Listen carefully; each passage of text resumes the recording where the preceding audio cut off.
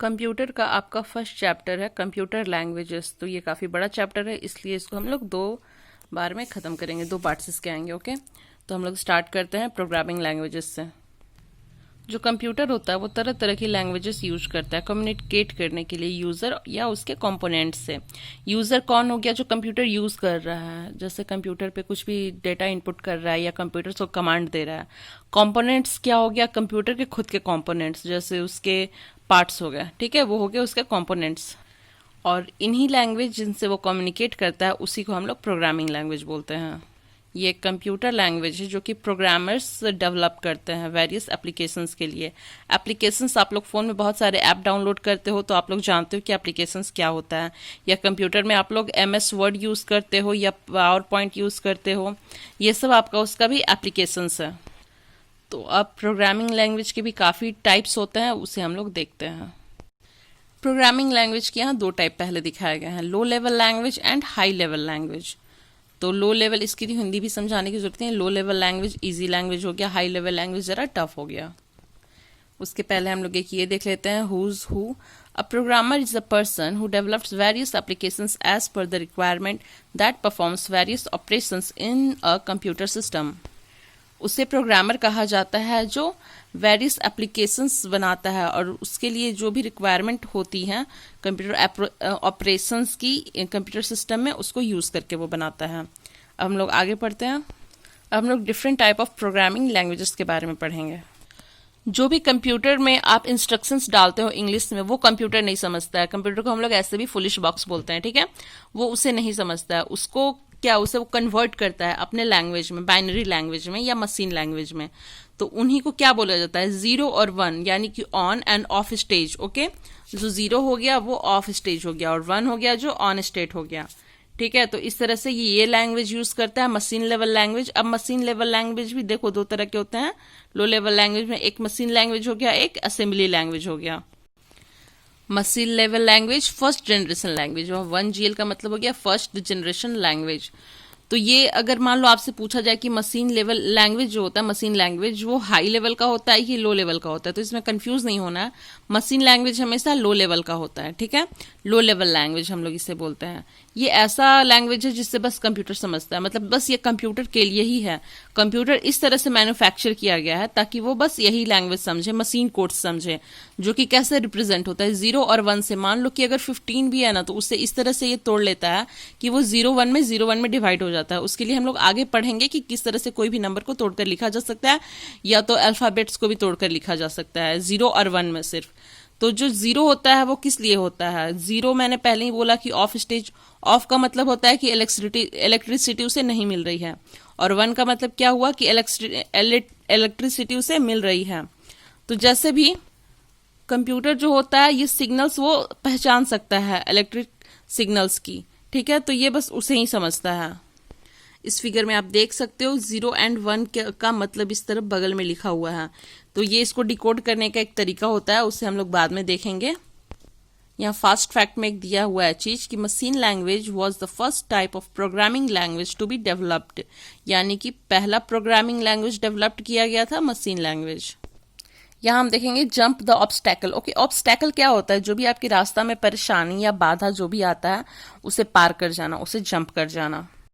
इसमें आपको ये बोला जा रहा है कि आप खुद से भी एक बार देखिए इंटरनेट पे कि आखिर बाइनरी लैंग्वेज होता क्या है, या बाइनरी डिजिट्स क्या होता है, जिसे हम 0 और 1 बोलते हैं, वही बाइनरी होता है। बाई मतलब 2 होता है, ठीक है, यानी 2 अंक। तो 2 अंक क्या है? 0 एंड 1। उससे फिर क्या बोलेंगे? On end of stage.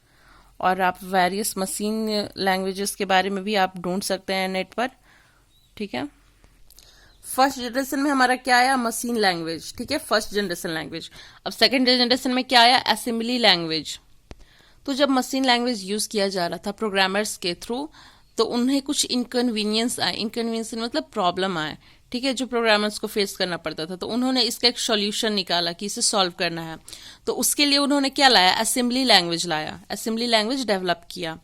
तो ये भी बहुत इंपॉर्टेंट लो लेवल लैंग्वेज था। इसे भी आखिर लो लेवल लैंग्वेज ही कहा गया, ये ध्यान में रखिएगा कि इसे भी लो लेवल लैंग्वेज ही कहा गया। इस लैंग्वेज में क्या होते थे, जो ऑपरेशन कोड्स होते थे या ऑपरेंड्स, जो ऑपरेशन कोड होते हैं ना उन्हें हम ऑपरेंड बोलते हैं। अब ये क्या होता है मैं पहले आपको समझा देती हूँ। जैसे आपको एडिशन करना है, ठीक है, मान लो 2+2 करना है, 4 करना है, तो उसके लिए आप डायरेक्ट कंप्यूटर को ये नहीं बोल सकते हो कि 2+2, उसके लिए एक आपको परफेक्ट प्रोग्रामिंग चाहिए। तो उस प्रोग्रामिंग में आपको कंप्यूटर को बताना पड़ेगा कि इसे ऐड करना है, उसके लिए ADD किया, ADD एडिशन के लिए ADD हम लोग यूज किए, तो वही ADD यहाँ ऑपरेंड हो गया। ओके, तो ऑपरेंड इसमें यूज किया जाने लगा alpha numeric symbols, alpha numeric symbols यानी कि 0 to 9। ओके, तो ये दोनों यूज किया जाने लगा। जहां वो लोग 0 और 1 यूज किया करते थे वहां ऑपरेंड यूज करने लगे, अल्फा न्यूमेरिक सिंबल्स यूज करने लगे। दिस अल्फा न्यूमेरिक सिंबल्स, इन्हें क्या बोला गया, मेनेमोनिक कोड्स बोला गया। जो भी अल्फा न्यूमेरिक सिंबल्स है उन्हें मेनेमोनिक कोड्स। जैसे एग्जांपल के लिए देखो यहाँ पे बताया हुआ है, ADD यूज किया गया एडिशन के लिए, SUB यूज किया गया सब्ट्रैक्शन के लिए, एसेट्रा। जैसे कि उसी तरह हो सकता है डिवीजन, मल्टीप्लिकेशन, ये सब के भी कोड्स होते हैं। तो जो भी मेनेमोनिक कोड्स होते हैं उसके कॉम्बिनेशन में 5 लेटर्स आ सकते हैं मैक्सिमम, इससे ज़्यादा नहीं आ सकते हैं। तो इस लैंग्वेज में आपको इंग्लिश अल्फ़ाबेट्स भी है, तो ये काफ़ी डिफ़िकल्ट है इसे एक बनाने के लिए प्रोग्राम। तो इसके लिए आपको एक मास्टर की या तो काफ़ी प्रैक्टिस की ज़रूरत पड़ेगी। तो जो भी इसमें डाला गया असेंबली लैंग्वेज में डाला गया कंप्यूटर में प्रोग्राम, फिर उसे वो क्या कंप्यूटर कन्वर्ट कर रहा है मशीन लैंग्वेज में, क्योंकि उससे बस 0 और 1 ही समझ में आता है। उसमें कन्वर्ट किया, फिर उसको एग्जीक्यूट किया, यानी कि उसका काम हो गया। उसके बाद जब आपको आउटपुट मिल रहा है तो फिर उसे कन्वर्ट किया जा रहा है मेनेमोनिक कोड्स में, उसके बाद आपको आउटपुट दिखाया जा रहा है। देखो इस तरह के ये प्रोग्राम्स हो सकते हैं, है ना। Example of IBM PC assembly language, ये सब देखो, SUB, सब 32, प्रॉक, ये सब है। इस तरह से इसके प्रोग्राम बने। अब अगर आप लोग थोड़ा याद करो तो फर्स्ट जनरेशन हमारा क्या था, machine language, second generation assembly language, तो हमारे थर्ड जनरेशन में आ गया हाई लेवल लैंग्वेज। ठीक है, हाई लेवल लैंग्वेज का फॉर्मेट ऐसा है कि ये इंग्लिश लैंग्वेज जैसा है, मतलब इसे पढ़ोगे आपको क्लियरली समझ में आ जाएगा, कुछ हार्ड प्रोग्रामिंग जैसा नहीं है। तो इसका पर्पस क्या था, ताकि जो नॉर्मल पीपल है वो भी इजीली प्रोग्राम्स लिख सकें, अपने नेटिव लैंग्वेज जैसे इंग्लिश में लिख सकें। और high level language generally symbolic languages होता है, जिसमें इंग्लिश वर्ड्स होते हैं, मैथमेटिक्स सिंबल्स होते हैं। ये आप एग्जांपल में देख सकते हो, इंट मेन मतलब इंटीजर मेन हो गया, इंट ए, इंटीजर बी, जिसका वैल्यू है 5 और 6। तो इसमें ये सब ऐसे चीज यूज किए गए हैं जो आपको क्लियरली समझ में आए कि उन्हें उनसे ये ग्रेटर देन इक्वल टू का नहीं, सॉरी, ग्रेटर देन का सिर्फ एक प्रोग्राम है। इस लैंग्वेज में मेनेमोनिक कोड्स का कोई यूज नहीं हुआ है।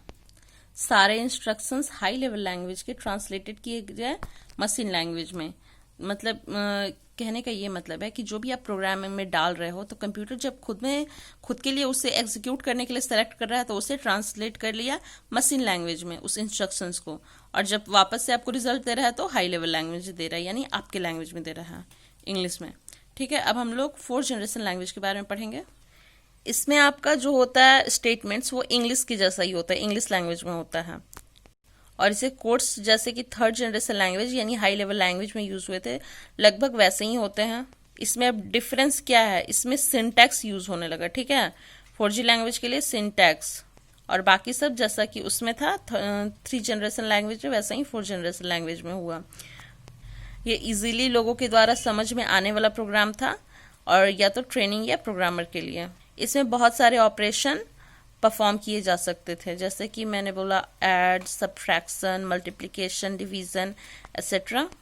तो इसके वजह से इसमें क्या इतने सारे फीचर्स आ गए, तो प्रोग्रामर्स को कम टाइम लगने लगा, अपने प्रोग्राम्स बनाने के लिए उन्हें कम एफर्ट्स की जरूरत होती थी, है ना। तो अब उन्हें बस उसके लिए फोकस करना होता था कि उन्हें काम क्या करना है। इसके लिए उन्हें टेंशन नहीं होता था कि उसे कैसे करना है, काम क्या करना है ये वो टेंशन ले, बाकी कंप्यूटर में कैसे एग्जीक्यूट करना है इसका ज़्यादा टेंशन नहीं होता था उन्हें। तो ये आप प्रोग्राम देख सकते हैं उनका क्लियरली, इस तरह से कुछ प्रोग्राम्स होते थे। ये अभी आपको उतने अच्छे तरीके से तो नहीं समझ में आएगा, लेकिन हाँ जब क्लासेस में इसकी पढ़ाई होगी तो आप ज़्यादा अच्छे समझ पाओगे। नेक्स्ट है हमारा 5th जनरेशन लैंग्वेज। तो जो 5th जनरेशन का लैंग्वेज निकला 5GL, तो ये बेस्ड हुआ क्या, सॉल्विंग प्रॉब्लम्स पे, यानी प्रॉब्लम्स प्रोग्रामर को सॉल्व करना है।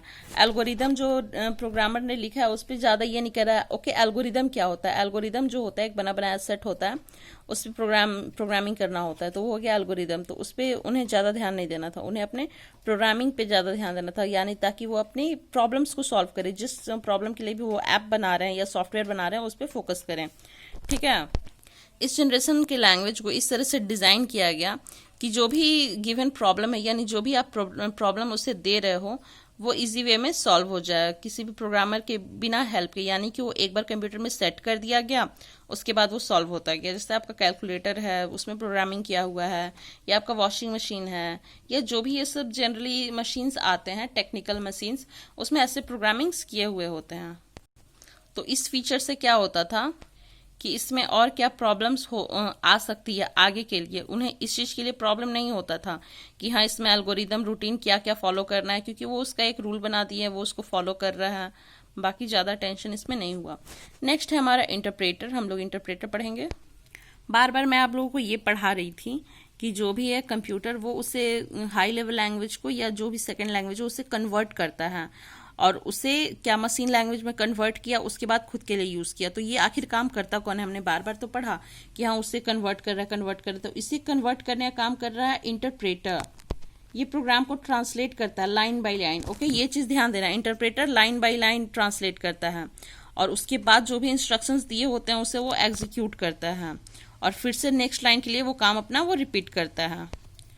और जो भी प्रोग्राम्स में अगर एरर्स आ गए, एरर्स मतलब गलतियां मिलती हैं, तो उसे वो रिमूव कर देता है। और जो भी कन्वर्जन के बाद कुछ भी बचता है तो उसे वो स्टोर नहीं करता है कहीं भी। तो इसे तभी हम लोग यूज़ करते हैं जब मान लो आपका पूरा आपने प्रोग्राम बना लिया, अब उसे एग्जीक्यूट करना है, तो उसके पहले हम लोग एक बार इंटरप्रेटर से चेक कर लेते हैं कि कहीं गलती तो नहीं है, और वो चेक करके उसमें एरर फ्री उसको कर देता है, फिर उसे ट्रांसलेट कर देता है। तो ये बिगनर्स के लिए ज़्यादा अच्छा होता है, और ये जो इसका जो स्पीड होता है थोड़ा स्लो होता है। कंपाइलर भी वही काम करता है जो इंटरप्रेटर करता है। ये भी हाई लेवल लैंग्वेजेस को मशीन लैंग्वेज में कन्वर्ट कर लेता है, ट्रांसलेट करता है, लेकिन जैसे उसका इंटरप्रेटर का था वो लाइन बाय लाइन कर रहा था, ये क्या कर रहा है, ये पूरे प्रोग्राम को एक ही बार में कर दे रहा है, एक ही साथ। ठीक है, ये ऑब्जेक्ट को जनरेट करता है जिसमें कि लिस्ट, मतलब जितने भी एरर के लिस्ट हों उसे क्रिएट कर दिया कि मान लो 5-6 एरर है, तो आपको एक साथ बता दिया कि ये है प्रॉब्लम। उसके बाद जो एग्जीक्यूशन है फास्टली कर देगा, उसकी तरह स्लो नहीं करेगा। ठीक है, तो इसके आगे का हम लोग दूसरे पार्ट में वीडियो देखेंगे। इतना आप लोग अच्छे से पढ़ लीजिए, डाउट हो तो मुझसे पूछिए, 1 बार 2 बार 3 बार जितनी बार हो सके आप लोग वीडियो देखिए, उसमें कोई प्रॉब्लम नहीं है। और जो भी प्रॉब्लम्स है मुझसे पूछ लीजिए मेरे व्हाट्सएप नंबर पे। Thank you.